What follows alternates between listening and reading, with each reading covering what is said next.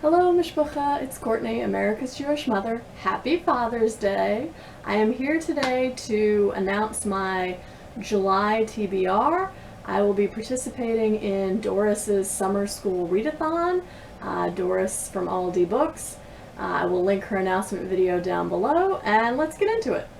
And in honor of Doris, I'm wearing my shirt with the B on it today.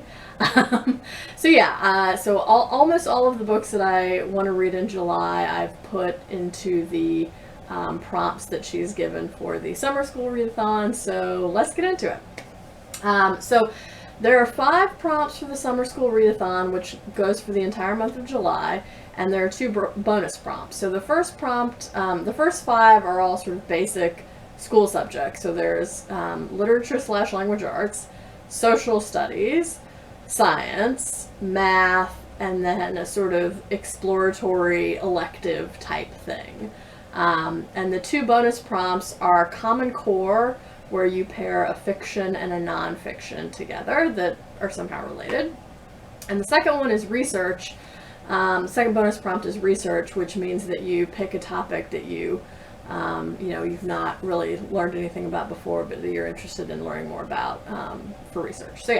So I'm gonna be fitting almost all the books that I want to read in July somehow into those categories for the read along. So in terms of literature and language arts, I've picked 2 books. So the first of these is The Remains of the Day by Kazuo Ishiguro, and this won the Booker Prize in 1989?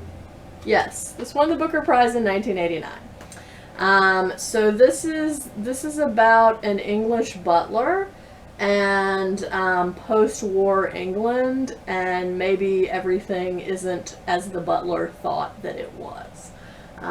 So I'm looking forward to reading this. Kazuo Ishiguro is a pretty well-known writer, but I've not yet read any of his work, so this will be my first, so I'm excited about that. The other book I want to read for the literature/language arts prompt is Anton Chekhov's The Lady with the Little Dog and Other Stories. So Chekhov is, of course, a classic Russian writer, and this has, I think, 13 of his stories. Yeah, 12 or 13 short stories of his. So I'm excited to... I've read a couple of these before, but I don't ever think I've read the whole thing from start to finish. I have read the title story, The Lady with the Little Dog, before, which is supposed to be kind of a sort of like takeoff on Anna Karenina, which is interesting. And I've read a couple other ones, but like I said, I've never read the whole thing, so I'm excited to read Chekhov's short stories. So for the second prompt for the summer school read along, which is social studies, I've chosen 2 books. The first one I do not have here with me in physical form, but it is Tayari Jones's book Silver Sparrow. I'm going to be reading this in July with my virtual book club, and this concerns an examination of a man who is a bigamist and what his public life and private life look like. So I'm going to count that as a sort of sociology, if you will. So I'll be reading that. And then I'm also doing a buddy read with Lindsay of Lindsay's Book Life of Anita Diamant's book, The Red Tent. And this is a sort of retelling of a biblical tale of Dinah from the Bible. So it says, told in Dinah's voice, this novel reveals the traditions and turmoil of ancient womanhood, the world of the Red Tent.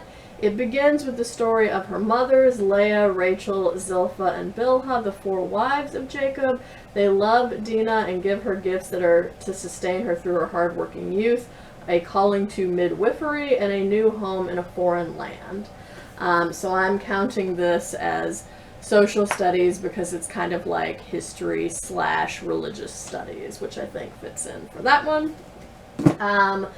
So the third prompt for summer school read along is science. So I've chosen 2 books for that. The first is, I'm probably going to mispronounce this, Michio Kaku, I think. Physics of the Impossible. So this actually talks about fantastical inventions from science fiction in TV and film, and how actually possible they are within the next however long. So he breaks them down into what he calls class 1 impossibilities, which are the ones that we're probably likeliest to see some advancement on in our lifetime, which include things like force fields, teleportation, telepathy, robots, etc., etc. The second one are class 2 impossibilities, which are things that might be theoretically possible, but we're definitely not gonna actually make any advancement on them in the next 100 years. So those are things like going faster than the speed of light, time traveling, and parallel universes. And then the last ones are class 3 impossibilities, which he thinks are just like completely fictitious, perpetual motion machines, and precognition. So, yeah, so physics, it's science. So, the other one I don't have with me, but it's Brandon Taylor's Real Life. And I chose this for science because it concerns a man who is working on a degree in biochemistry, science. But I actually really would have liked to have fit this in to June for Pride Month, but I couldn't manage to do that, so I'm gonna use it for this. So it's about a man who is sort of coming to terms with his own sexuality, and other people around him who are also coming to terms with their own sexuality, because he lives in this, I guess, sort of small Midwestern college town, and he's studying biochemistry, and within his group of friends, you know, different people are you know, realizing that they have different sexual orientations, including him. So I'm excited to read that. And then the last one, or the last one before sort of elective / exploratory, is math. So I'm only going to do one book for math, and I would like your opinion as to which of these two I should pick. So either I'm going to read Thomas Pynchon's The Crying of Lot 49, and this is appropriate for math because, first of all, it has a number in the title, and second of all, it's Thomas Pynchon, and therefore it is unnecessarily complicated, like I feel about math in general. Another added plus for this one would be that it's on the short side. It's, I think, about 150 pages long, and it was actually given to me by my friend Michael when we were still in graduate school, and I still haven't read it. So that would be sort of all the pluses of reading this one. The other option that I was thinking about for math is Katherine Heiny book, Standard Deviation.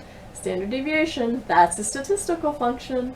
So I guess pluses for reading that would be that it's not complicated like Thomas Pynchon, and I know it's supposed to be funny. So if you have thoughts about which of those two you think I should tackle for math, let me know down in the comments below. And then the last one is elective / exploratory. So for that, I picked a drama in theater. So I'm going to read 4 plays by Eugene O'Neill. So this contains the plays Beyond the Horizon, Anna Christie, The Emperor Jones, and The Hairy Ape. So I'm looking forward to reading those. Always like to occasionally interject into just regular fiction and nonfiction some poetry or some drama. So I'm glad to have this on here. Okay, so those are all of the main prompts, and then there are also 2 bonus prompts. So Common Core, you pair a related fiction and nonfiction together. So for that, I have chosen Frank Kermode's The Sense of an Ending, Studies in the Theory of Fiction, and William Maxwell's They Came Like Swallows. So this book was first published in, I think, 1937, and it concerns a family that's grappling with the after effects of the Spanish influenza epidemic of 1918. Relatable, right? And then this book, which was published around 1967 or something like that, basically it's Frank Kermode's theories about literary fiction, and he traces a long line of people. William Maxwell's not included in this, but I thought it was useful because of what Frank Kermode focuses on here, which is a apocalyptic crisis and chaos. So that's really kind of the main thing that he examines, and I thought that would pair nicely with a book that focuses on the influenza of 1918, because that was in fact an apocalyptic crisis. So that's those two.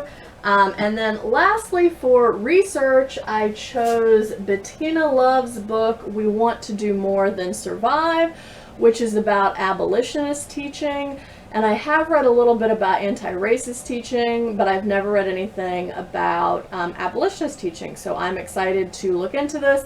And I wanted to read this in July anyway, because it's good prep for when I go back to teaching in August. So I'm excited to see what I can learn from this and how I can apply it to my classroom come August. And then the last book that I couldn't really fit in anywhere within the existing categories that I still want to read in July is Daniel Silva's A Death in Vienna, which is the 4th novel in the Gabriel Allon series, which is just like a sort of fast-paced spy thriller series. And I'm reading the 3rd book in the series, The Confessor, right now, and it's really interesting, so I want to work in the 4th one too in the month of July. So that is what I will be reading in July for the Summer School Readathon. Let me know if you're participating. I will link Doris's announcement video down below, and yeah, especially if you have thoughts on whether you think I should read The Crying of Lot 49 or Standard Deviation for the math prompt, let me know that too. I hope you're all staying healthy and well. I hope you're doing good reading. And until next time, would it kill you to call your mother?